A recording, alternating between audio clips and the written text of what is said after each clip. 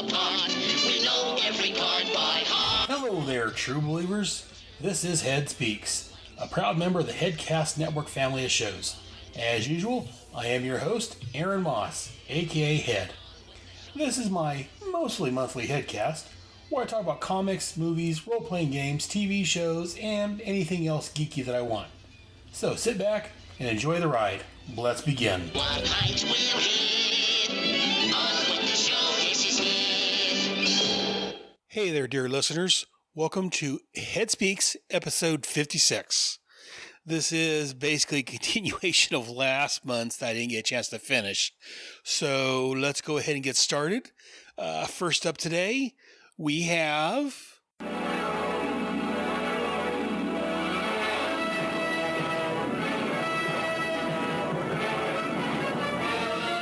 Faster than a speeding bullet.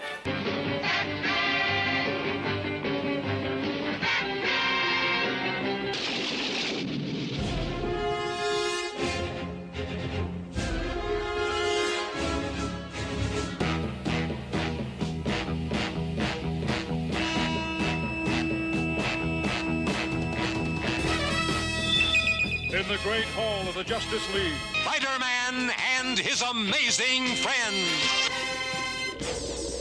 the Justice League of America versus the Legion of Doom. This is What's in Head's Long Box? Dedicated to truth, justice, and peace for all mankind. So this episode of What's in Head's Long Box, we're going to continue looking at Armageddon Inferno with the second issue. The credits is thanks to Mike's Amazing World of Comics at www.mikesamazingworld.com. It's a great site. So this is Armageddon Inferno number 2. Cover date was May of 1992. The on-sale date was March the 31st of 1992. Cover price was $1. The title of this was called Sea of Troubles. Writer was John Ostrander. Penciler, Luke McDonnell. Artists were Walt Simonson, and Michael Netzer. Inker was Bruce N. Solotoff. The letter was John Costanza. Colorist Gene D'Angelo. Editor Denny O'Neil. And the cover was done by Michael Netzer and Joseph Rubinstein. The synopsis: in present-day Metropolis, Lois Lane and Clark Kent's fast food lunch is interrupted by an unnamed gunman who is thwarted when Wave Rider, their recruit Super Clark, freezes time. Clark suggests that Wave Rider collect the other heroes, and they meet in the JSA's former headquarters, now a museum. There, Wave Rider brings together Superman, Martian Manhunter, Power Girl, Flash, and Wonder Woman from the present, and Troya, Starfire, and Guy Gardner from about a year ago. He tells them all of Abraxas and his plans, then sends them off to their respective time periods to fight. Then he collects the others he needs. He convinces Lobo to help with the assistance of Royal Docs. He sends Lobo to join Guy Gardner and Starfire in the prehistoric past, and soon sends Orion and Enemy Ace to join them. There they confront the Damien, the Husks, and the Circleum, as well as a few dinosaurs. In Europe, somewhere during World War II, members of Easy Company meet up with Gunner and Sarge and Pooch, both of whom were directed to the location by a major who seemed to have glow about him. In other words, Wave Riders possessing him. There they team up with Johnny Cloud, and shortly thereafter, Hawkman and Hawkwoman from Thangar join to fight the demons, Husks, and the Circleum. I'm probably mispronouncing that word. That's the way I pronounce it. Despite their best efforts, the Circleum is completed, and Abraxas sends a portion of his consciousness into it. To be continued. Dun dun dun. Now, for my thoughts on this. As most people do, we're going to start on the cover. This year we got our Armageddon Inferno logo. The cover shows Sergeant Rock and Easy Company, the Thingarians Hawkman and Hawkwoman, and Wave Rider on the cover. Wave Rider's kind of looming big over him. There's the time stream effect going around him. It's a very nice cover. I enjoy this cover. Again, this is I think it kind of sums up, in essence, what this issue is about. Basically, just Wave Rider gathering these heroes and sending them off through time to fight. Well, I guess he doesn't send the Sergeant Rock and them through time, but, you know. Anyways, it's a very good cover. I like this cover. So, moving on to the art and the story itself, the art. Again, this is written by John Ostrander and the pencils by Luke McDonnell. Both of them from the Suicide Squad book, which I cover monthly over on Task Force X. I think they're a great team. I prefer normally the 4-color superhero look, the full color and all that, but sometimes I think this darker, grittier artwork is appropriate, and it's so here, I think. So, moving on to the story, we start with our cover, the first issue, the first page, Sea of Troubles, and we find out it's the home dimension of the demon Aprex. And this is a very nice splash panel. We get some caveman almost looking guy, some naked guy, all hairy, looking under a rock with a stick, probably looking for some grubs, I'm assuming. In the background, we got a castle. There's some giant braziers burning, I guess it is. It looks like. It's interesting. It's a very creepy looking setting. And basically, we just get the narration here is giving us a little information on Abraxas' dimension. We see some other these cavemen type people chasing this woman, and they attack her. And this one little, because of Blair, so I will mention him a little bit more. The first little guy we see here, it doesn't give us a name. In fact, he has no name apparently. It says the boy has no name, he has no language, he has no civilization, no legends, no myths, no heroes to sustain his spirit. He knows no other life. There's only the need to feed, the constant fear and despair this life engenders, and deep longing for which he has no name. And he sees the rest of his fellow savages chasing down this woman with a child, attacking her, and he ends up hiding under a rock while this goes on. And again, it's got the little, let me see real quick. The guy's crouched behind a rock, says, and then he only weeps, not understanding why. This is the reality of Abrax, a reality he would extend to other worlds. And then we cut over to Metropolis, our world, where it says worlds such as this one. And so again, I don't know if this guy's going to come back at all in the next 2 issues. I don't remember offhand. He may not. It may just be setting up the transition to our world. But and again, for Superman and Lois and the regular heroes, I prefer, as I've said previously, a different artist. But seeing what the setting of the story is, and with John Ostrander writing it, I think Luke McDonnell's doing a good job. Here we get Lois and Clark standing at a counter, and the waitress behind the counter has a glow about her. And as Lois and Clark walks away, we still see the gal behind the counter still glowing. And the next panel shows a guy walking by with his hand in his jacket as he pulls a gun out. It looks like an Uzi or something. No more, no more, no more. I hear all the whispering. I know all the lying. No more, no more, no more. Again, the guy a little nutso, looks like.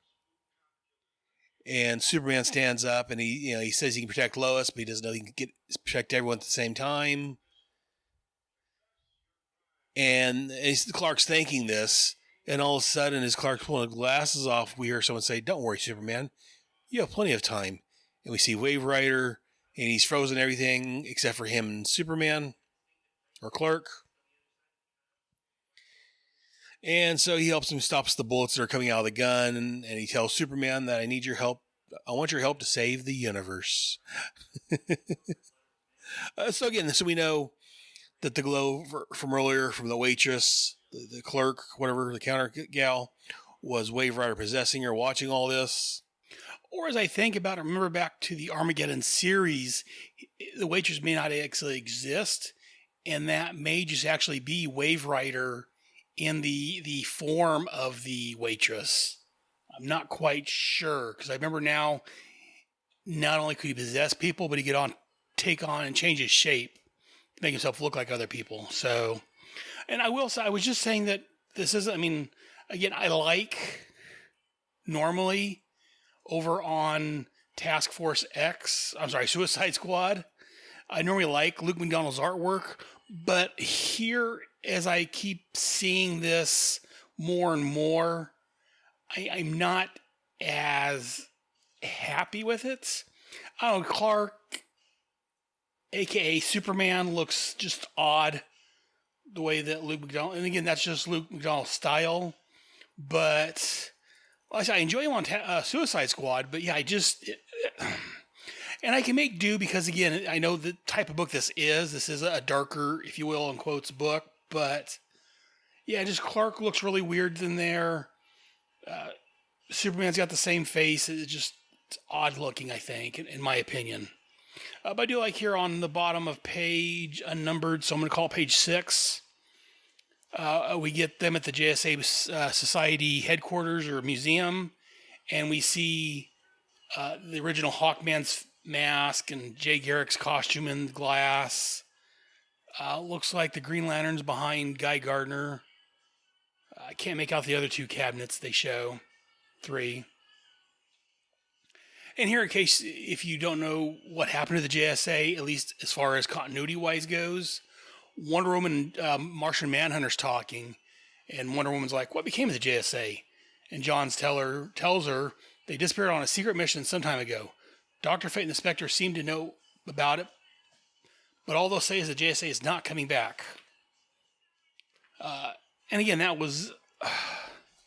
I keep saying it was during the crisis, but I think it was right after the crisis, during the, I think it was the America versus the JSA miniseries, I want to say.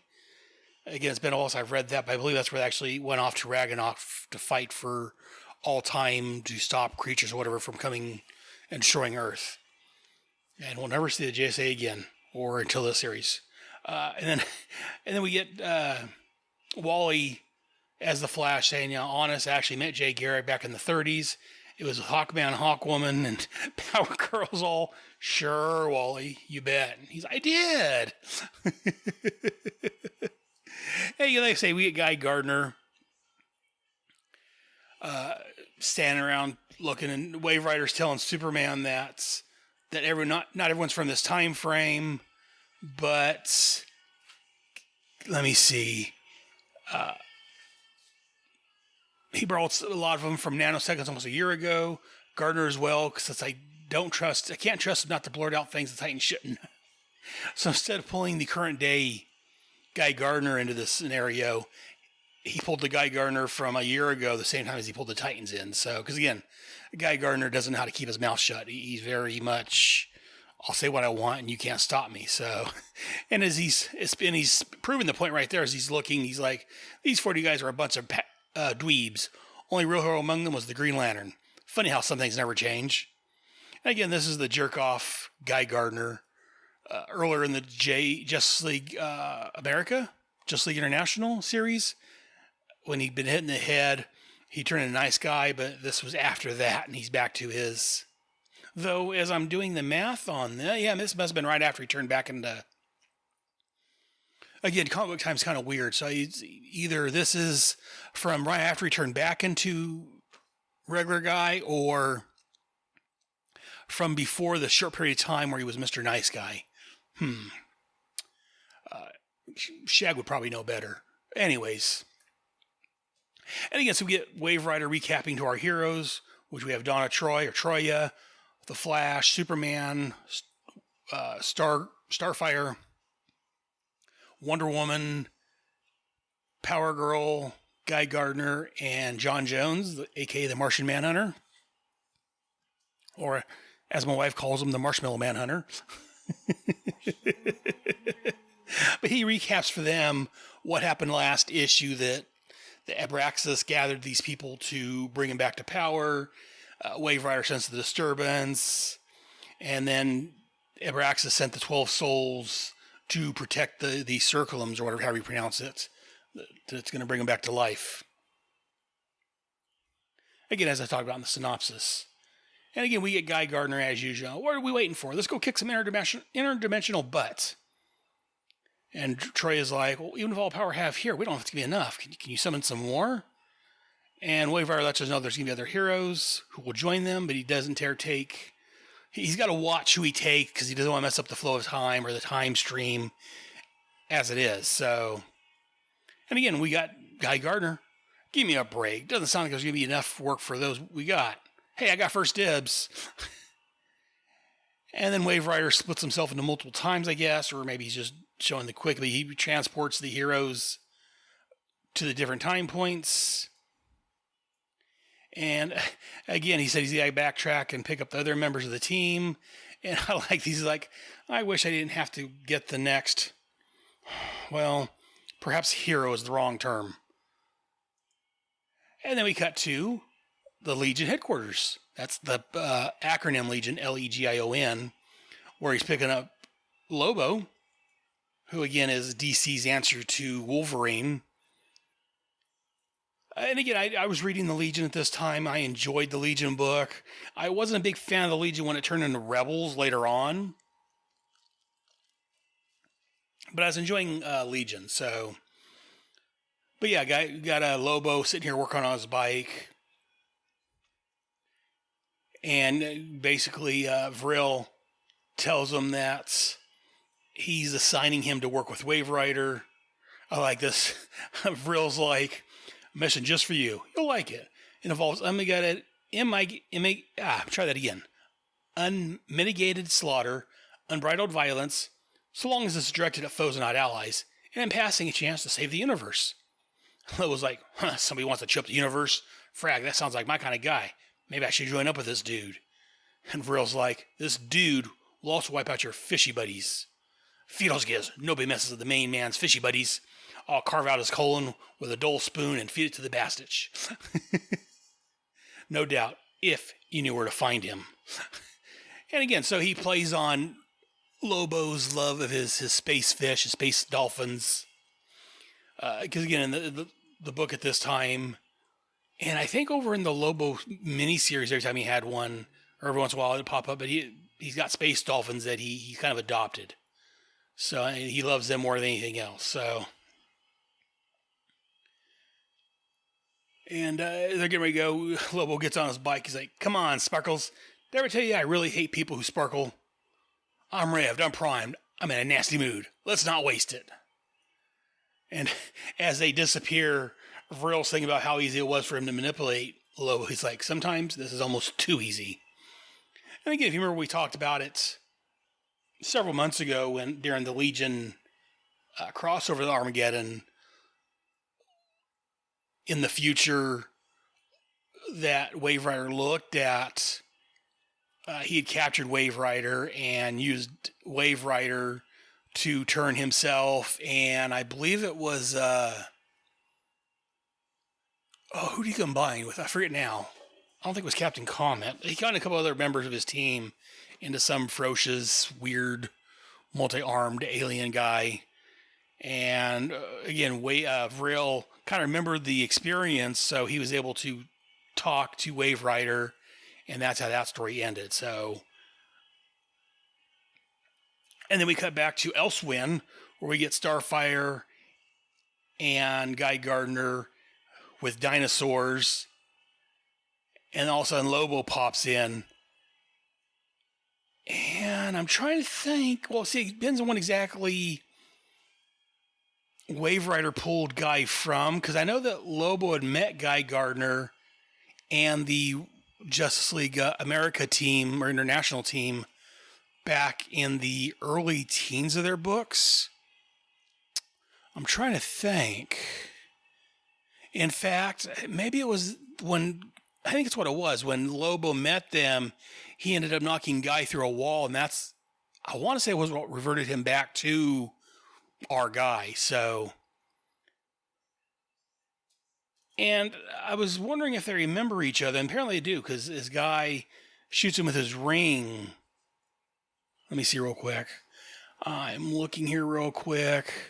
He pops in, and he tells Guy Gardner, shoots him. He says, I'd rather jam it up your ear, fish kisser. So again, he apparently does remember him. So this does tie in, so I'm glad about that. And like, Guy and Lobo's getting ready to throw down. Lobo's like, a back shot, huh? That was low, sneaky, butthead kind of blow. I liked it. The universe can wait. You die first. And Starfire has to get between them and use her starburst powers to separate them. Look, we're all warriors, and we're here for a purpose. We have to deal with that first, and then settle private scores. And Lobo, being Lobo, was like, says who? And that's when Orion from the New Gods appears out of a boom tube. I have the word. It is battle. Orion. And Guy says he knows him from the Justice League. He's one of the New Gods. They take fun out of everything. And then also, Enemy Ace flies in overhead. And again, so he's got Enemy Ace shooting down a pterodactyl, which is really cool. I like this the scene of Enemy Ace just shooting down, which was from the DC's War comics at the time. Actually, they weren't really publishing these books at the time. I know he showed up somewhere because I'd only been into comics, 5 years, 4 years by the time this came out? 5 years or so. And I know I'd read some Enemy Ace. It may have been backup reprints or something. I forget now. But, and Enemy Ace thinks he's dreaming. He's like, so even in my dreams, there's no escape the killing skies. Awake or asleep, I must still be a killing machine. I must live the nightmare of war. And again, so Enemy Ace, if you're not familiar, he's from World War I, I want to say, with a biplane. Let me see real quick. And I guess they made a movie about him because someone's talking. They're like, hey, they made a movie about that guy. His name's Hans von Hammer. They called him Enemy Ace. And so Lobo's like, great, a wooden kite with guns. That's going to be real handy in a fight. Don't get caught in my backblast, buddy. And then they see Abraxas's circulum, however you pronounce it, with all of the warriors protecting it. And one of the people, I guess the best term, they gave themselves to Abraxas was a movie star of some sort. She opens her mouth and she's got like a black canary scream almost coming out. She's like, hello, darlings, don't tell me you want my autograph.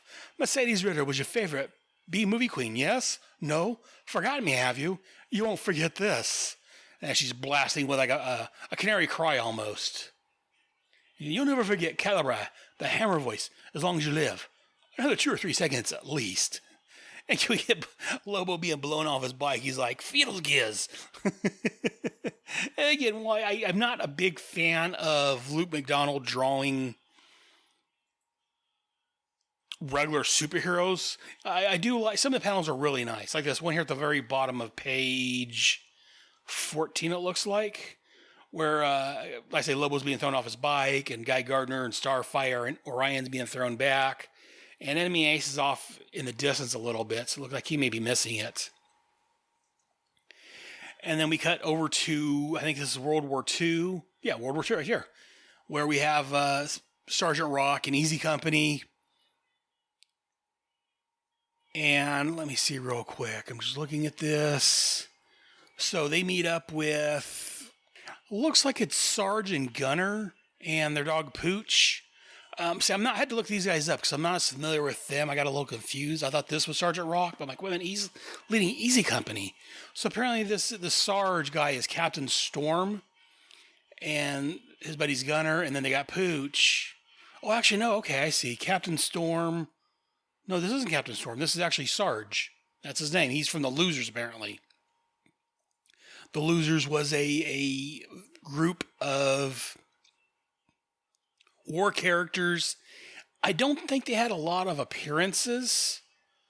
Looking at, what is this, dc.fandom.com, it said there's 139 appearances of Sarge Clay, aka Sarge. And just looking at, again, this database for DC, he was in the DC Encyclopedia, issue 10 and 3 of Crisis. He was in an encyclopedia, a couple of encyclopedias. He was in an issue of Captain Storm. That's where I got Captain Storm from. And he was also in the Losers Special, which was a Crisis crossover. And that's the last place they appeared until here when Sarge and Gunner and Pooch shows up. But And again, so the two teams know of each other. They probably teamed up. In fact, he's probably showed up over in Sergeant Rock's or the Easy Company's book at some point, I'm sure. But again, they meet up, and he's like, "Hey, let me see. Yeah, you told me. Hey, Rock, how's the second best sergeant in the whole blamed army?" So again, they meet up, and the top two compare notes. And then all of a sudden, Abraxas shows up here with his army of soldiers. And again, one of the guys, again, they're all in shadow, so I'm not sure who's speaking, is like, "Cripes, looks like something from Mystery Men back stateside would do better tackling." And one of the sergeants is like, "Not going to happen. As long as Hitler's got that Spear of Destiny thing, this war belongs to combat Happy Joes." And again, a plane flies in with being flown by Johnny Cloud, another war character. I'm not familiar with him either, other than hearing his name appear here and there. But again, I do like that they mentioned the Spear of Destiny. This is what DC used back during World War II as a reason why Superman or Green Lantern or one of the other mystery men at the time didn't fly over to Germany and sock Wade off in the jaw. He had the Spear of Destiny, which is a spear that was used to pierce the side of Christ as he hung from the cross. Supposedly gave it magic powers, and Hitler was able to use that to keep any superpowered people away from that side of the world. So I do like the fact they bring this up. And again, we're not seeing any superpowered heroes here. We get Sergeant Rock and Easy Company. We get a couple of guys from the Losers with another World War II pilots. And as they're fighting these shadow demons and shadow wolves, they get the helping hand from Hawkman, Hawkwoman. And this is the post-crisis Hawkman, Hawkwoman. This is the Hawkman and Hawkwoman from Hawkworld. They got the metal wings. So these are from more current times. And again, as they're fighting the soldiers or the demons, the creatures, one of the guys is like, "Who the hell are they, Rock?" And Sergeant Rock's like, "Looks like Hawkman, Hawkwoman back home. Only suited up for war. Now shut up and help me get Ice Cream Soldier out of the ice before he catches a cold." Ice Cream Soldier. But again, so I do like that. Again, they're referencing that, that these two do look a bit like Hawkman, Hawkwoman from the JSA, which they should, because they're well, later on they'll say there was a reincarnation of them, if I'm not mistaken. They said all the Hawks and other people, a lot of bird-themed people from out time are reincarnated into Hawkman, Hawkwoman. So, and again, this here's a World War II story. Basically, we get these dark demons fighting them. So I do really like the darker colors and the Luke's scratchier artwork, I guess you can say, in these panels. Again, so they fight some more. And as the issue ends, let me see, they're firing at the demon, and all of a sudden the Circulum comes to life, and he's like, "Well done, my Damien. Your work is completed. Abraxas is come." And his hand starts glowing with power. And we had next issue, Walt Simonson returns as Art Adams joins us, and we learn just what did happen to the legendary Just Side of America. Things get way cool. So again, that was the second issue of Armageddon Inferno. And like here in the letters page sections, they don't have any letters on it because it was a 4-issue miniseries, and this was only the second issue. They give us a little a recap of who all these characters are. They talk about Wave Rider. They talk about Firestorm. This is Martin Stein, designer of nuclear power plant. Ron Raymond, high school student, were bound together by a group of environmental terrorists who took over and sabotaged the plants. Blah, blah, blah. I mean, again, I was reading Firestorm just because I like him. But if you don't know who these characters are, it tells about a little bit of all of them. They don't mention, they mention Sergeant Rock, okay. And they do mention Gunner and Sarge. There were two Marines from the inner city, worked together in World War II, become one of the most successful teams of the entire war. They both possess commando skills that saved their lives numerous times. They are two of the 4 founding members of the Losers, a service task force. So they also have Pooch has his own entry. Pooch is a dog who hung out with Gunner and Sarge. And Johnny Cloud, that was the pilot I wasn't quite sure of. Then we had Troya, Power Girl. I saw all the other heroes are listed here. Enemy Ace, Orion. Again, I do like, and here at the very end, they describe all these other characters and they get down to Superman. Oh, come on, you know who he is. Wonder Woman. See Superman entry. Flash. See Superman entry. Or I'm sorry, see Wonder Woman entry. Batman. See Flash entry. So again, those four, you know who they are. And if you don't, what are you reading comics for? And I like this. It's signed at the very bottom by Scott Peterson.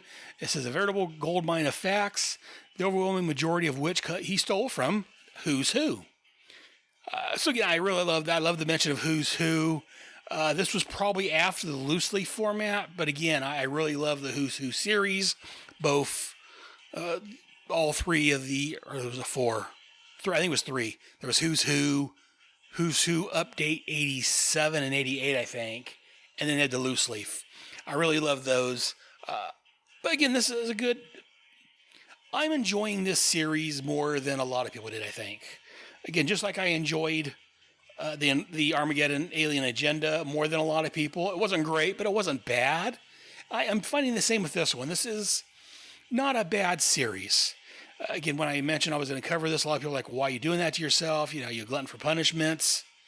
But I am enjoying this series at this point. We'll see if it keeps on that way, but... and again, for more on the Who's Who they talked about, definitely check out Friends of the Show, the Irredeemable Shag, and Rob Kelly's Who's Who's podcast over on the Fire and Water Network podcast. But that's going to do it for this episode, or this segment of What's in His Long Box. I'm going to play some commercial breaks, and I'll be right back with you. Head Speaks will be back after these important messages.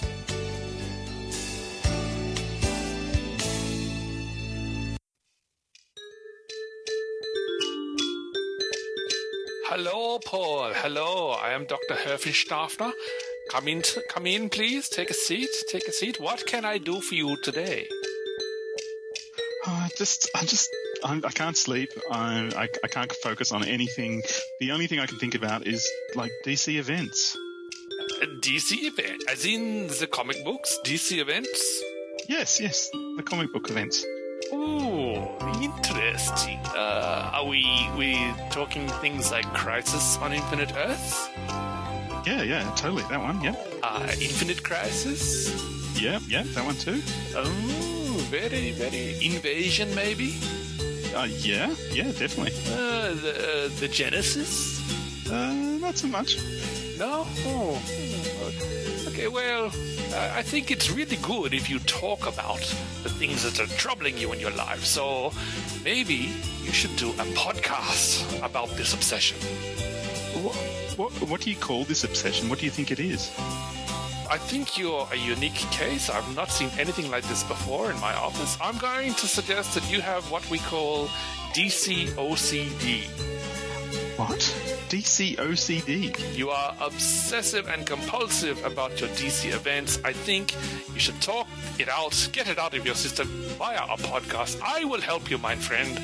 We shall do a podcast together about your DC OCD. Oh, okay. I won't even charge you for it. Awesome. I don't think I can claim you on benefits. Yeah, it's good. When shall we start? I'll get back to you on that. I'll check my timetable. Cool.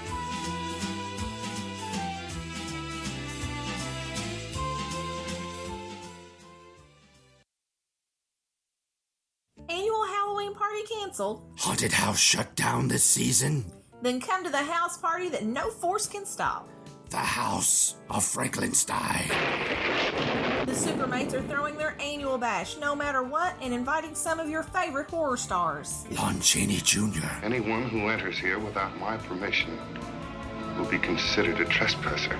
Lionel Atwell. By heaven, I think you're a worse fiend than your father. Christopher Lee. Don't use long words, Inspector. They don't suit you. Evelyn Ankers. We haven't been able to contact Count Alucard so far. Peter Cushing. I've told you before, there are times when you shouldn't be alone. Bela Lugosi. He's mine. He don't belong to you. You go away. Barbara Shelley. There have been 7 murders committed in the forest of Bandorf in the past 5 years. Basil Rathbone. But of course I know who did. Haven't you heard? The monster. Kiefer Sutherland. Maggots, Michael. You're eating maggots. How do they taste? And Boris Karloff. Plus a few party crashers. Notice anything unusual about Santa Carla yet? No, it's a pretty cool place. If you're a Martian. Or a vampire. And some amazing friends. Frankenstein! Poor thing! Let them take care of your friends, my dear. I'll take the robot. You take the wolf thing. Good. I've always had a way with animals. So RSVP to fireandwaterpodcast.com, iTunes, or Spotify, and don't miss the one Halloween party you can count on to be scary, in a good way, not the 2020 way. The House of Franklinstein.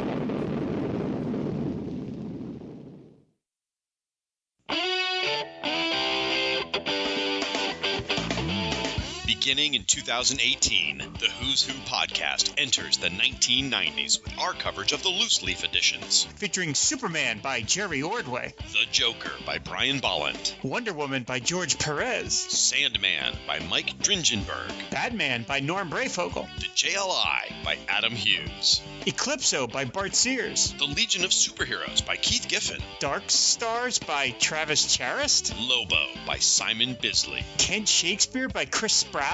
Who is that? Doomsday by Tom Grummett. Wait, are we covering these by issue or in alphabetical order? The Justice Society of America by Mike Parobeck. The Forever People again? You are f***ing kidding me. Doom Patrol by Richard Case. I'm so confused. And many more. The Who's Who podcast, going boldly into the 90s. A proud member of the Fire and Water Podcast Network, I guess. And now back to Head Speaks.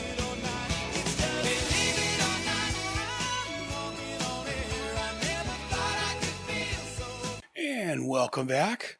Hope you enjoyed those promos.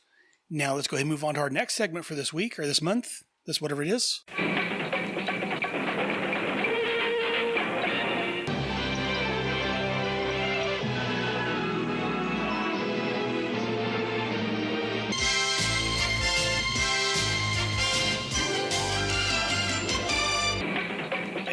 The movies with Head. And for this episode's At the Movies of Head, I'm going to look at it's supposed to be a TV series, but there's only one episode of it. It was a show I just recently watched. It's called The Greatest American Heroine. Little background. Before that, there was a series called The Greatest American Hero. It was on ABC, created by Stephen Cannell. And it ran for like 3 seasons. Yeah, 3 seasons. There was 45 episodes altogether. There's 5 unaired episodes. The show I'm going to talk about now being one of them. Basically, The Greatest American Hero, I need to talk about that to talk about the next one. But I'll just talk about it briefly. It's about this teacher, I think he was an English teacher or something, named Ralph Hinckley, who gets a superhero suit from some aliens. And the suit gives him powers. He takes the suit, it comes with an instruction booklet, and as he's walking back to town, the instruction booklet falls out and he loses it. And he's teamed up with an FBI agent named Bill Maxwell. And this starred William Catt as Ralph Hinckley and Robert Culp as Bill Maxwell, and also had Connie Selica as Pam Davidson, a lawyer, and also Ralph's girlfriend. And apparently, again, just briefly, Ralph's last name Hinckley was changed to Hanley for part of the first season, right after Ronald Reagan, the president at the time, was shot and wounded by John Hinckley Jr. When they were doing this, that happened, so they quickly changed his name to Hank Hanley. or just called him Mr. H, and eventually it went back to Hinckley. But anyways, yeah, so Ralph's got this red and black suit that gives him superhuman abilities, and he spends the next 3 years solving crimes, being a superhero, if you will. This came out in 1981 through 1983, so this was the very early 80s. The special effects at the time were very cheesy. It was very green screeny. Again, it's to be expected for a 1981 through 1883 TV show. Also, just as a quick mention, another actress appeared in here, Faye Grants, who was a regular in the V and V miniseries, the V to Final Battle miniseries, and she also appeared in some other shows, one of them being Voyagers, which me and my beautiful wife talked about back in, I think it was episode 1 or episode 2 of Voyagers Cast. So definitely check out that. But that's enough about the Greatest American Hero, and let's go ahead and move over to what I'm actually talking about this episode, the Greatest American Heroine. Again, I'd give you a little background so you know what I'm referring to, because this was supposed to be its own show. It was, because this came out a couple years after, let me see, The Greatest American Hero ended in 1983, and then 1986, they got them back together for a pilot movie for a new NBC series that was going to be called The Greatest American Heroine, but it didn't result in a new series. In fact, it looks like the pilot was never broadcast by NBC. This was one of the 5 episodes that was never shown. Let me see. According to Wikipedia, the pilot was re-edited as an episode of the original series. Oh, okay, so they were going to use this as its own pilot for its own show, but they decided not to do that for whatever reason. And they eventually released it on TV, but they put the Greatest American Hero intro and final credits at the beginning of the end, because again, it was just a regular episode. And so you went through the Greatest American Hero song, which I play part of that for my intros and outros to my breaks, but they played that song, and then when they show the episode, the title, that's where they showed us Greatest American Heroine. They showed the Greatest American Hero, and then they appended the letters INE at the end of it, individually to the sound of the NBC chimes. And I guess the chimes, they were a nod to NBC and its president, Brandon Tarkinoff, who expressed interest in reviving the series. So anyways, again, it doesn't say here why it didn't get picked up to a full series, or why they didn't even release the pilot as a pilot. But the pilot, again, this is all coming from Wikipedia. It reveals that several years after the final episode, Ralph's secret identity was finally revealed to the public, resulting in him becoming a celebrity. This angers the aliens who gave him the suit, and they charge him with finding a new hero to wear the costume and use his power to fight evil. Once the transfer is made, they explain that all memory of Ralph's exploits will be purged from the world's memory and remembered only by Ralph, Pam, and Bill. Bill begins searching by researching people with desired hero qualities, but Ralph finds a young woman named Holly Hathaway, played by Mary Ellen Stewart, which is an elementary school teacher who spends her off-hours time looking for lost kittens, raising environmental awareness, and serving as a foster mother. Bill, Pam, and Ralph meet in the desert, where Ralph tells Bill about Holly. He reacts visibly to his new partner being a skirt before Holly arrives, flying in wearing a new version of the suit made for her, and she pledges to help Bill. The original trio say their final farewells, and even the stoic Maxwell reveals his true emotions as he says goodbye to Ralph and calling Pam a trooper, one of the best. Holly reacts emotionally to the fond farewells, but breaks the somber mood as she accidentally pulls the floor off Bill's sedan. The rest of the episode deals with her learning how to use the suit, with Bill's guidance, and the pair trying to develop a working relationship. It ends with Holly talking to her foster daughter about Bill, saying he's a good person. Bill overhears this, saying this about him, speaks to a recorder as he uses his diary to suggest that maybe she is the right person to wear the suit after all. So I looked around trying to find out why this never made a pilot, why the pilot never aired as a pilot, why they never made a series for it. I can't really find anything out. So if any of you listeners out there know, maybe let me know if you heard anything. But again, I looked. Some people didn't care for this episode. I liked what I saw. I watched it just recently. I know I've heard of it, but never actually sat down and watched it until recently. I enjoyed it. I know nowadays a lot of people would say it's a SJW show. They took a male hero, turned him into a female, a social justice warrior. She's trying to save the environment, save the whales. Oh my God, let's stop doing that. This was back in 1986 they were doing that. So everyone that's crying about, SJ Warrior characters and stuff, shut up. Like I said, they've been doing this forever. Caring about the environment, trying to make a woman character, if that's a problem, I think the problem's more with you. But it is what it is. Anyways, like I said, I enjoyed this episode. I personally would have enjoyed seeing the series. I watched, if not all, most of the original Real American Hero. I never saw this. I heard about this, like I say, later on. I'd heard that they did this. And then, like I think I've talked about before, maybe not, me and the wife have recently cut the cord, as they say, and we're just doing streaming now for our TV. So I found this, and let me watch that. And I enjoyed that.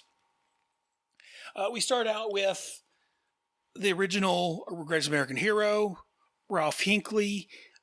Actually, it starts with Bill Maxwell, the FBI agent, his partner, telling about what happened after the series ended. Ralph saved some kid or some girl, and there was people around. They saw him, and she knew he was the teacher, so she knew, oh, thank you. And the president showed up right there. I think that was a little corny, but his identity got out to the public again, which isn't too hard. He doesn't wear a mask. He doesn't even change his hair like Superman does or anything. So it's a wonder his identity didn't come out sooner, but it is what it is. And so he becomes famous. And I was reading a couple blogs and a couple websites, and that's what some people didn't care for, was that this Ralph Hinckley wasn't the same Hinckley from the series they'd watched several years back. Because again, here Ralph kind of gave up the hero life and was becoming more egotistical, more obsessed with stardom. And I can see where they're coming from not liking that, because again, Ralph was always a down-to-earth kind of guy.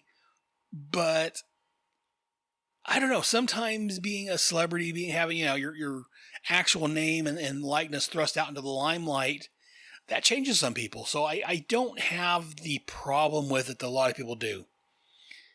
And like I say, the aliens took him and his wife Pam up into the ship, and they scolded him because, yes, our Wikipedia says they were mad. I don't know if they were so much mad or disappointed, but they weren't happy with the fact that his identity was known, because that was compromising his work, and the fact that Ralph started becoming more egotistical, more not so much worried about crime, but worried about, what TV shows he was going to appear on, what talk shows he would be on. And so that's why they told me, well, you need to find somebody else. And once you transfer the costume, everyone will forget who you are. And of course, one of his first suggestions was his partner, Bill Maxwell. But the aliens say, this person needs to be trustworthy. It needs to be kind, needs to be a bunch of things that, while Bill Maxwell's a great character, a great person, he's not the heroic type, if you will. The selfishness. That's one of the main things. They wanted someone that would be, very selfless. And again, that's not Bill selfless. Selfless. As my wife corrects me. They want someone that's selfless. And Bill Maxwell is definitely not that. So, just looking here real quick. But yeah, so he finds, Bill's doing it methodically, doing it logically, going through, all the computers and looking up all the different people, trying to find, Medal of Honor winners and soldiers and this and that. Meanwhile, Ralph, he keeps looking at, again, I forgot her name now. He keeps looking at Holly, that's her name. he keeps looking at Holly, and she's got this organization called something Paws or something like that, helping out animals. She's wanting to save the whales. She's a teacher. She's very much, like I said earlier, what a lot of people call an SJW character at this point. But Bill sees her, he's like, well, what do you get out of this? Or, he's talking to her, well, if you ever get married, your husband, is you going to give up all this other stuff to devote to a husband? She's like, well, no, if I find the right guy, he's going to have to understand that this is who I am. Rescuing these dogs, saving the planet, doing this, doing the kids, all this is who I am. If he doesn't like that, he's not the right man. And again, I do like the fact that Holly is very, I want to say self-assured. I mean, again, with the costume, she's a little nervous because she's never done it before. But as a woman, she's very self-assured. She's like, well, this is who I am. I want to make a difference in the world. And I think that's one reason why she took on the suit, is because she wants to make that difference. And I really liked Mary Ellen Stewart as Holly. Again, she was a very beautiful woman. She had blonde hair that was kind of curly. Her hair kind of reminded me quite a bit of originally how Ralph Hinckley's hair looked. It was very curly. But I thought, again, when we was watching, I told my wife, she's very bubbly. She's very... forget the word, but she's very energetic. She's got a great personality. She enjoyed having the suit. She was very happy with it. She was just, my wife says that Holly kind of reminds her of, again, my mind just blanked out. Not Chrissy. Chrissy's cousin, who was Cindy Snow. Cindy Snow from Three's Company, played by Jenna Lee Harrison. Again, Cindy was another blonde replacement for Chrissy. And then when Cindy left, they replaced her with another blonde Terry. Both Chrissy and Cindy were a little more ditzy. And then when they replaced her the third time with Terry wasn't quite the ditz that the other two were. But, and I guess I can kind of see that. Yeah. Yeah, very bubbly and sparkly and just very full of life and energetic. And again, personally, I wouldn't mind seeing the Greatest American Heroine move on as a series. I would have liked to see more episodes of that. I think that she would have worked out nicely. I think they could have, I don't want to say darkened her character, but brought her down a little bit so she wasn't quite so bubbly with it, seeing everything she has to go through. But even if they kept her the way she was, I really would have loved to see that play out. Because again, you've got the very energetic and light and happy superhero, in quotes, and then you got her assistant, her partner, the older, craggly, very just get off my lawn, Bill Maxwell, FBI agent. So I think that would have been a dynamic duo. But that would have been a great story, I think, if they could have actually, I don't know why, again, I can't find anything on the internet that says why they didn't bring it to series, why they didn't play the pilot as a pilot. But as I'm talking about this, my wife's sitting here doing her homework for school. She's going to college for to be a teacher. She's looking over at me and she's giving me the high sign that she wants to join in. So we've got a last minute surprise guest for this episode. My wife, the beautiful and lovely Michelle Moss. Hello. Hello. We talk over on the the Starbright Project podcast and Voyagers cast every month about Quantum Leap and the Voyagers. So we're used to podcasting together, and she's been on this show before, so she wanted to join in real quick and give her thoughts because she sat here and watched I want to say pilot, but it wasn't really a pilot, that episode with me. So, Michelle, what are your thoughts on The Greatest American Hero? First, before we go that far, did you watch The Greatest American Hero when it was on TV? So, when did it air? 81 through 83. Okay, how old was I? So you would have been 4, 5? So probably not. But the thing is, I remember the theme song. So if I can sing the theme song, I'm going to say I did, but I don't remember really watching it, but... You may have caught it in syndication, because you would have, now that I'm thinking about it, you would have been like between 4 and 6 years old when that series first came out, so... But what's weird is my mom always complained that I watched stuff like that.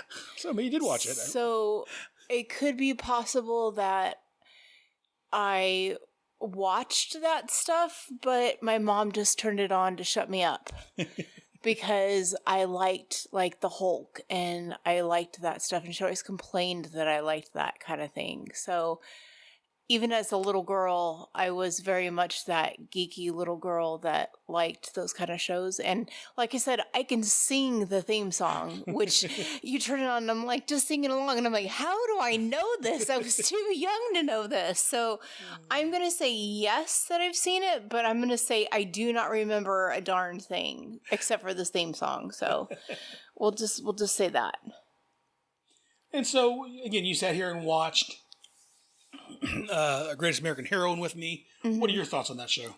So you keep referring to SJW, and I cringe every time you even remotely bring that term up with her, because I just don't see the connection with... I mean, I know you're using it as far as, like, you know, there are people out there that are like that, and they do all that, but I know this isn't what this podcast is about and all that fun stuff, but I feel like just because she's all into that kind of thing doesn't necessarily would have even now label her as that. Well, they would have, because again, they took a male hero, replaced him with a female. They made her very typical, very stereotypical blonde, very, very, I say bubbly. They made her very much into charity work, and she had an adopted daughter. She was trying to save the planet. Their first mission, she was trying to save the whales. People today, if they'd had a show that they replaced a man with a woman doing all that, people would have on the internet been complaining she was an SJW. I don't know, because if I could do all that, I would do that, and I wouldn't be an SJW. Well, I'm not saying she is, but a lot of people would claim she is. Okay, but you're labeling her that. No, I'm not labeling. I'm saying people would call her that. I liked it. I thought she was a good character. I liked the show. But I'm saying that today people would call her an SJW. Well, because people suck sometimes. Well, that's true. And again, I'm not referring to her myself. I'm not saying I think she's one. I'm saying I think that nowadays, if they did that, people would refer to her as that. Well, I guess. And they would, because the internet's an awful place. Well, yeah, I mean, the internet... But that's what I'm referring to. That's where I'm getting, people on the internet would refer to her as an SJW, and they complain that, well, they replaced my male hero with a female. Well, they do that. They complain that for everything. I know, that's what I'm saying. That's what I'm saying. That's why I'm saying this. If this was done today... Yeah. They would complain that she was an SJW character, keep politics out of my TV show. But you complain about that stuff too. No, I don't. That's different. When they take now, see if they would have taken Ralph Hinckley and revamped the series and made Ralph Hinckley Raylene Hinckley. Then I would have complained. But like I said, I like Miles Morales as Spider-Man. I don't mind if they take an existing superhero and change the person inside the costume. Okay. I just don't want to see a black Bruce Wayne, a black Superman, a white Luke Cage. I want to see those characters be who they are. And if you want to replace them, make a new character. Right, I know. We've been over that conversation. Yeah, so that's so I don't mind seeing more women, more, politically correct stuff, whatever you want to call it, in comics. I just don't want to see them changing the alter ego of a character, if you will, just for those reasons. Right, I agree with you, but labeling them, I mean, I guess I see where your point, but you're going to get people bitching and moaning on Facebook and the internet no matter what. I mean, they're I know you are. I was just saying. I was just making a point there, pointing out that if they did this today, that's one thing people would complain about. Okay. Yeah, I'm not saying it's a bad thing. I'm not saying I think she is. Okay. Like I said, I enjoyed the character. I'm just clearing that up because I don't necessarily see her as an SJW character. I just think that,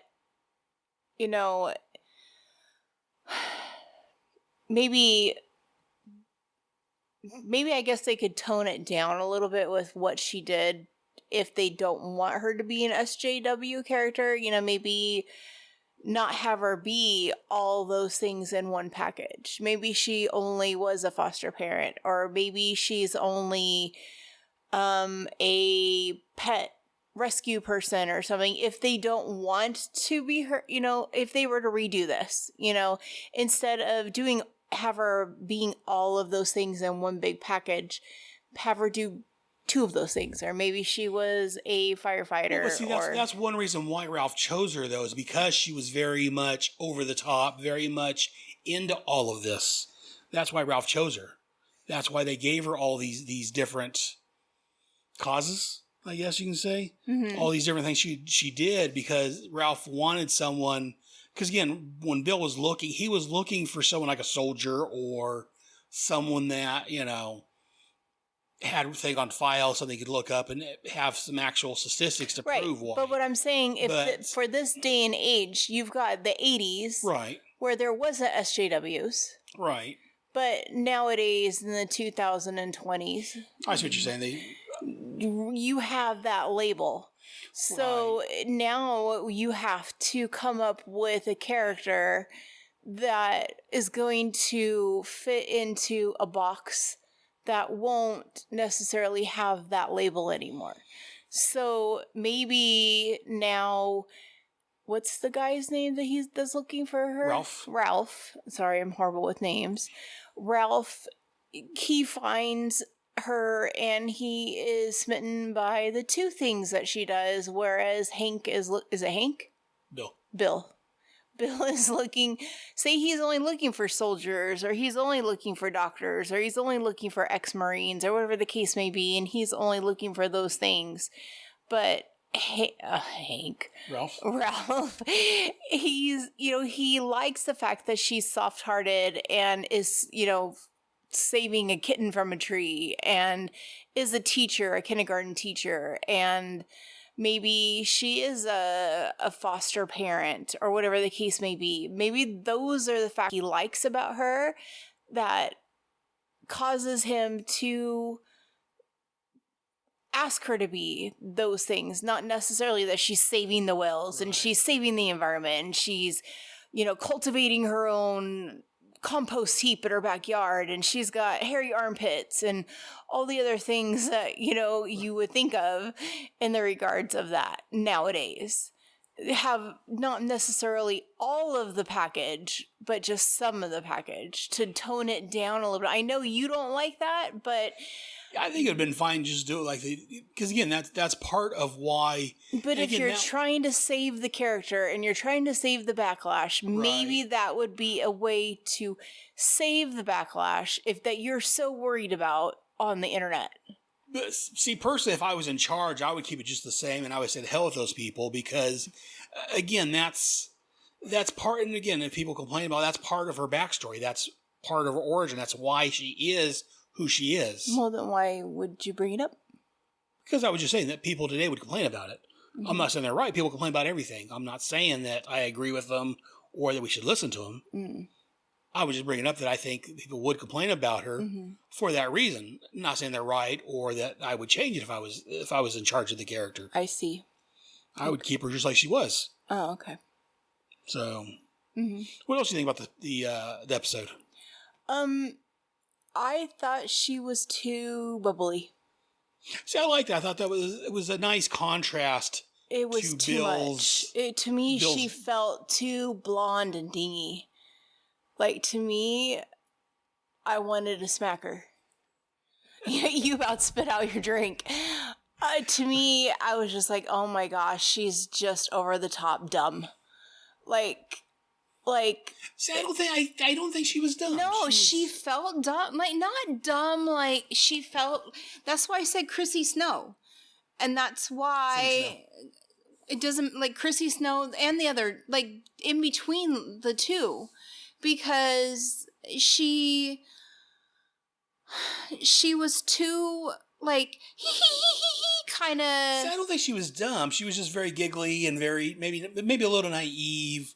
a little optimistic, quite a bit optimistic, But I don't think there's a difference between Chrissy Snow and Cindy. Well, Chrissy was a dumb blonde. Yes. A dingbat. Right. Cindy was she was always getting into accident prone. That's what I'm looking for. Yeah. She was accident prone and, again, a little on the dingy side. I don't think that Holly was dingy. She came off so dumb blonde to me, like... Yeah, she came across very smart, she was just very, like I said, she was very energetic and very, very lighthearted. Especially at the end when she pulled the door off, it absolutely annoyed me. I didn't find it funny. I found it to be almost insulting. Well, say again, because they did a lot of the same stuff with Ralph when he first got the suit. He would actually pull all doors off, so it was kind of a throwback to that. Okay. Because again, they don't know she doesn't know how to use a suit, and when Ralph started out, he didn't know how to use a suit because he lost the instruction manual. Yeah, I get that it was her superpowers, but it was just the way, like, she laughed, and, like, I liked her. That was the funny part about it. I still liked her. But to me, she was just, like, a little bit too bubbly for me. Yeah, that's where I disagree on that, because I liked it. Like, that was a nice contrast. But you like blondes, so... Well, that too, but I'm not talking about the way she looks. I'm talking about her personality and... Yeah, but I think you like that, though. Probably. I think you're attracted to that. Probably. No, well, you are. You're attracted to but... that. You're attracted to that. So I think you're a little bit more forgiving on that. Probably. But, it's a superhero show, so I tend to be a bit more forgiving on those too. Though, yeah, so. But I mean, it was neat. I liked her. I liked the suit. I liked that it wasn't overly suggestive. Right. It stayed very much with the male suit. Right. So like it wasn't. And I really liked that, actually. Like, I liked when I saw it, I was like, oh, wow, it's very much like the counterpart. So did I, for different reasons. Never mind. See, exactly. I did like the fact that they didn't sex it up, if you will. Yeah, and it also kept it very family-friendly. Very, like, your daughter could watch it, right. And it wasn't suggestive in any way. See, I think they would have done this 10 years later. It would have been suggestive. 15 more years later, yeah, it would have been more suggestive when they should have. She would have been in a skirt. Yeah. She would have been in a skirt. It would have been V-neck or something like that. She would have shown some cleavage. And it didn't need it. Like, it was about the superhero. Right. And even, like, her shoes were flats. Right. She didn't even have heels on. And to be honest with you, I was looking for some shoes. And so I was like, aw, she's got flats on. Like, I noticed that. But at the same time, I appreciated that it was flats, But I was actually more sensible, but I was looking for some shoes. It was sensible. I was looking for some shoes. But, so let me ask you this. Would you have watched that if it continued on as a series? Absolutely. Good. Absolutely. I would have had to...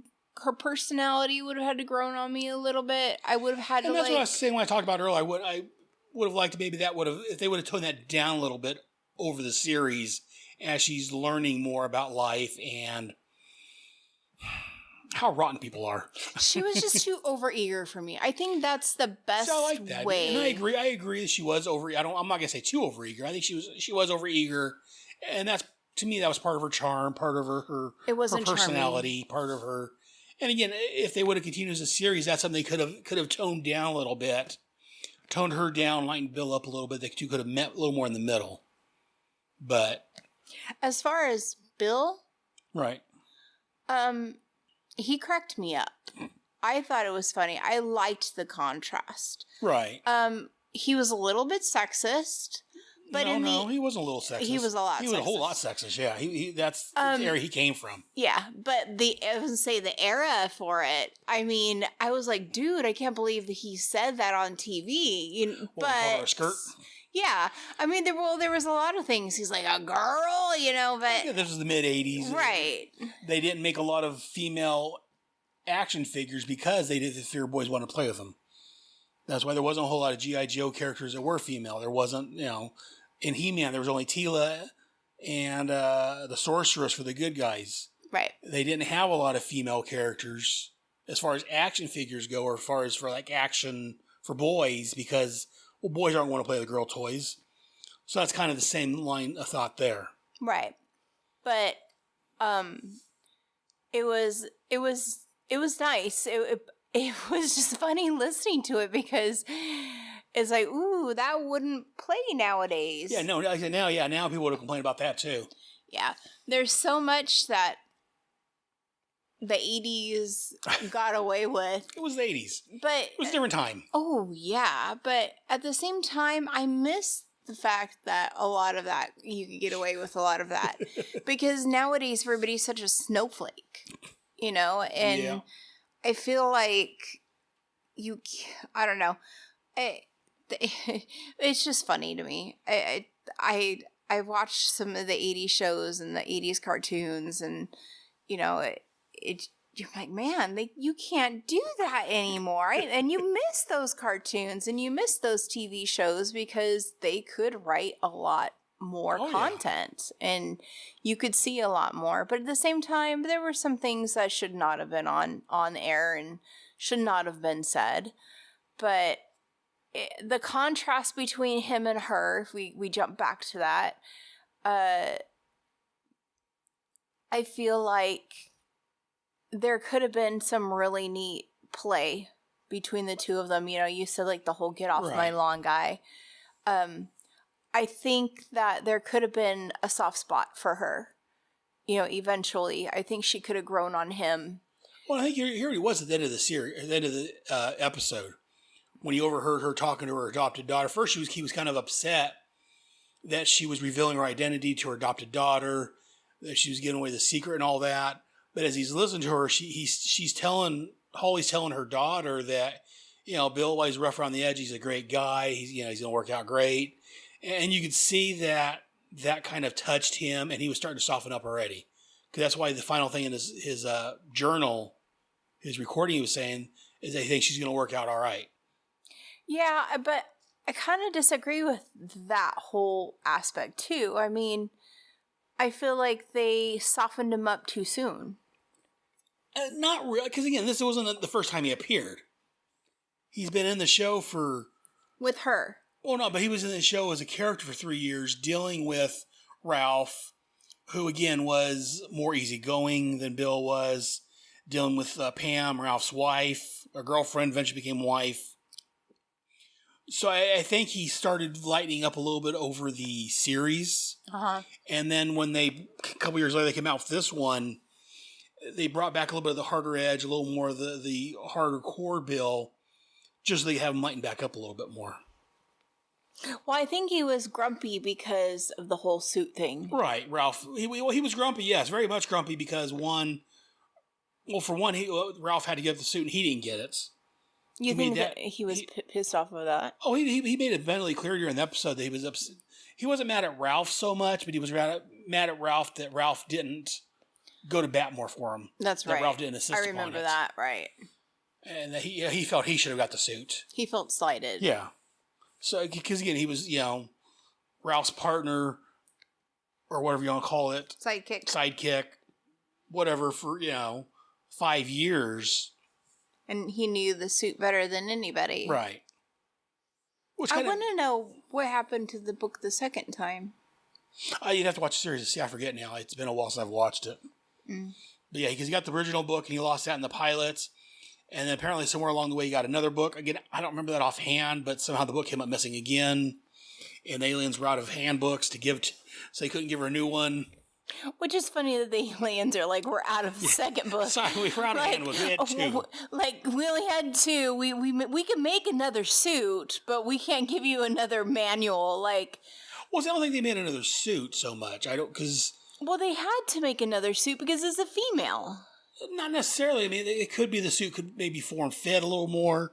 There could be something, because it's a super-powered suit. What's say they couldn't, when she put it on, kind of fits around her, kind of like the Green Lantern ring. There's a Green Lantern ring, and whoever puts it on, it fits their hand. The ring can shrink to or grow to fit your hand as need be. Okay, maybe. So maybe the suit, because they didn't say, well, here's another suit for somebody, or we'll give you another suit. They said you need to pass the suit on. Okay. So that's why I'm thinking it was the same suit. It's just it shrunk down to fit her. Okay. So if you would have got someone bigger, the suit would have grown a little bit bigger to fit that guy. Okay. That's the way I look at it. All right. But still, I mean, they don't have like a printing press or something? I don't know. But yeah, no, I do think it's funny that, they only have all this 2 technology. copies, but they couldn't make another copy. They don't have a copy of the book in the hard drive somewhere. They could probably print another one out for you. And I understand why, because they wanted the humor of someone learning the suit again, as far as the writers, not the aliens. The writers wanted the humor, because that was part of the fun of the original series, was the fact that Ralph didn't have the books, so he had to learn. And so, when he's starting out, he was always crashing into things. When he was always landing wrong. He would learn new powers of the suit as it goes along. And they wanted that whole freshness, if you will, that whole, I don't know what I'm doing in the suit. And she had a little bit easier time than Ralph had, because she had Ralph and His Bill wife? to kind of help Ron show her, a little bit more about the suit. But it still wouldn't have been as easy as if she would have had the actual instruction manual. And that's what they're going for, just the comedy and the humor of someone learning how to use all the abilities of the suit. And it wouldn't be, and just like Ralph, she wouldn't be as powerful because she doesn't know the extent of what she can do. And there's still stuff that he doesn't know, so... Possibly.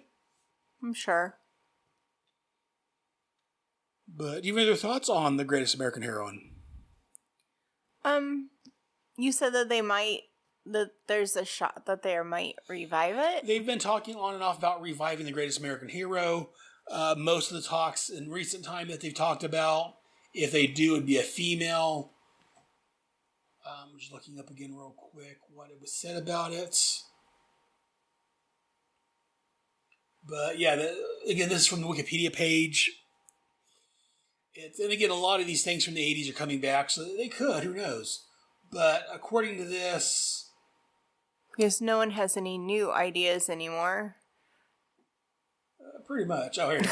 In 2014, Deadline Hollywood published an article that Fox Network had ordered a pilot for a new version of the show. In 2014. Back in 2014. Oh, it's dead. It was being produced by Phil Lloyd and Christopher Miller, both of whom wrote and directed the Lego Movie. And then in 2017, Rancha Fuchsbaum and Somebody Khan will produce a female-led remake for 20th Century Fox / ABC Studios. The suit was going to be donned by Mira, an Indian American woman, and actress Hannah Simone was also cast as the lead for the reboot. And then in February 2018, Simone, which was one of the actors on it, was announced. Was announced as the lead in ABC's reboot. However, ABC declined to pick up the series. So at this point, it's dead. But they've been trying every so often, so they may try again. Who knows? Especially with the superhero. I'm surprised they haven't picked it back up. Especially if the superhero craze has been going on. And back in 2018, the last time, or 2017, 2018, when they're talking about it, that was right smack dab in the middle of the Marvel greatness, if you will. So I'm surprised that ABC didn't pick that up and try to reboot it. But so at this point, it looks like it is dead in the water. We'll have to wait and see. And now with COVID and all that, everything is dead in the water. Yeah, everything's dead now, but yeah. But yeah, we'll have to wait and see. Once COVID's over, maybe they will try it again. Who knows? Is there any fun trivia or anything? About her? About with her? Not really. Greatest American Hero? Well, I'm sure there's for the Greatest American Hero. Again, I'm not really so much talking about the Greatest American Hero, but... Oh, that's right. We're for heroine. I'm mainly talking about the Greatest American Heroine. But again, while we're talking, I can check IMDb and see what kind of trivia they have if you're curious about it. No, I kind of am, actually. No, I mean, like I said, I was 4, but I remember the song quite well, which is just really weird to me. Okay, anyway, so I'm at the IMDb page for The Greatest American Hero. And yeah, there was, of course, a lot of trivia on it. Let me take a look at some of the trivia on this. You said how many seasons? Yeah, seasons. Three. Okay. Well, 3 seasons. It ended in 83, and then in the show, there was 2 more years that we didn't see that things happened. Because it was 5 years, Bill was saying that they were together. So we saw the first 3 years, and then the next 2 years, we left to our imagination. So some credits, some trivia for the Real American Hero itself. William Katt's real-life mother, Barbara Hale, played Ralph's mother, Polly Hinckley, in a few episodes. The show's theme song was sung by Joe Scarberry and released as a single, which peaked at number 2 on the Billboard charts during the summer of 1981. Oh, I wonder if we'll talk about that over on the Starbright Project. Really? Maybe. I don't know. Maybe. Well, it's only at number 2, so probably not. William Katt, who played Ralph Hinckley, said at the beginning of the series, him and Robert Culp had difficulties getting along and working with each other. They were able to use that to their advantage, because again, that's how their characters were in the show. So eventually they became good friends. Connie Selica was rarely seen during the second season because she was actually pregnant then. DC tried to sue the producers for copying Superman, even though it's closer more to like Green Lantern. He's got an alien. So an alien gave him something to give him power. Yeah, DC tried to sue him because the red suits, the super strength. They said it was too close to Superman. Okay, DC, good job. Like I talked about earlier, Ralph's surname was changed near the end of the first season because of John Hinckley Jr.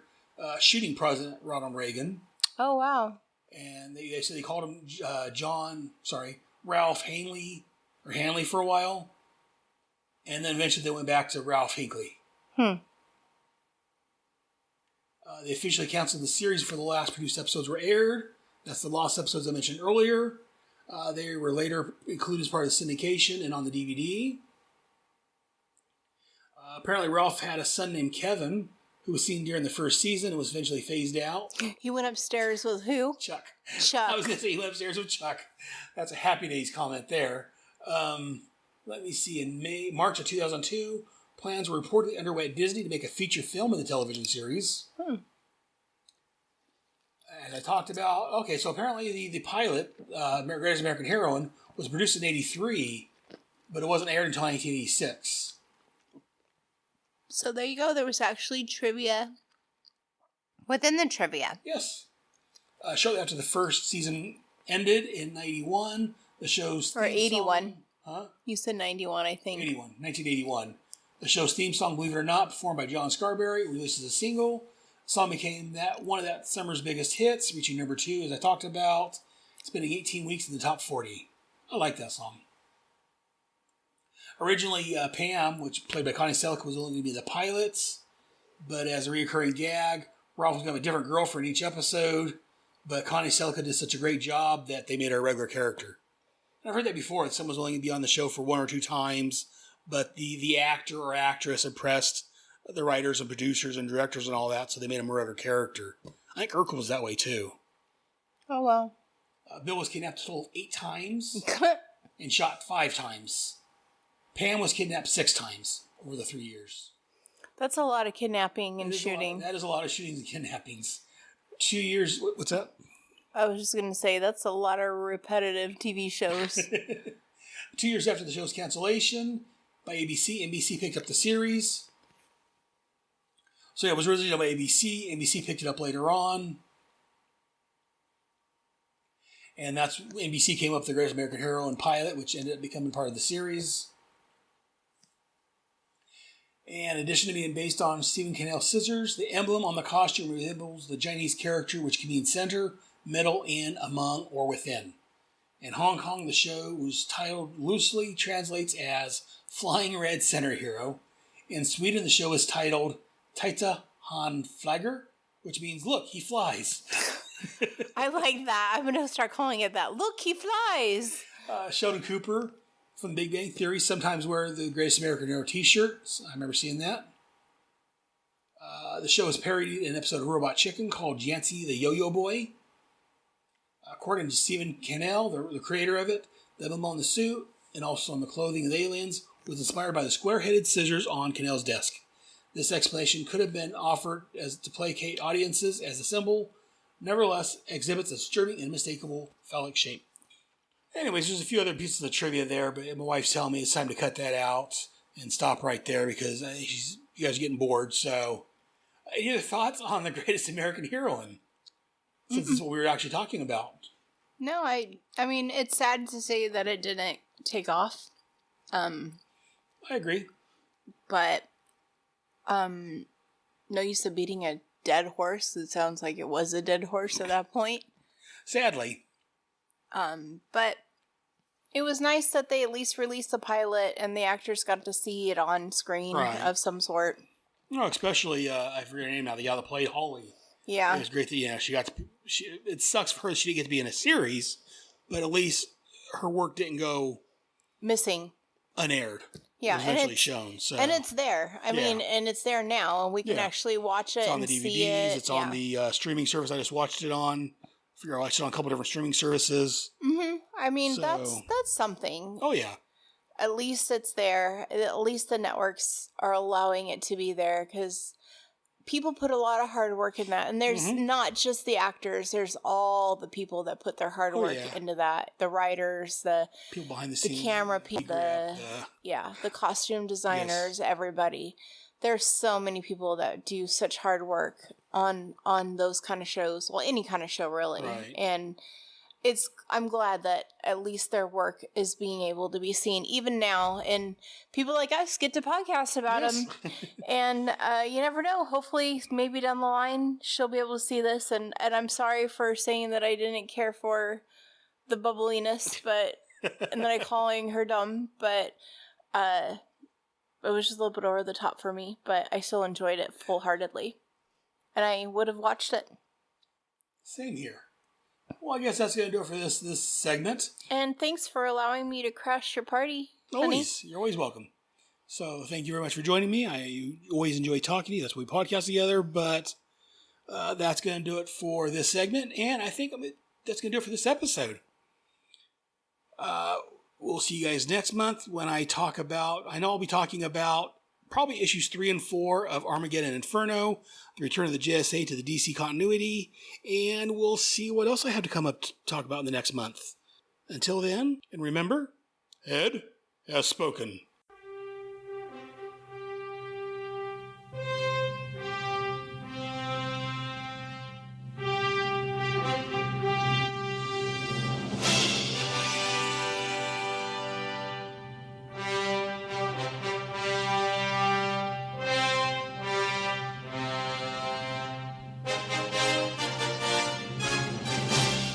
Thank you for listening to another fantastic episode of Head Speaks. Hope you enjoyed it. If so, let me know.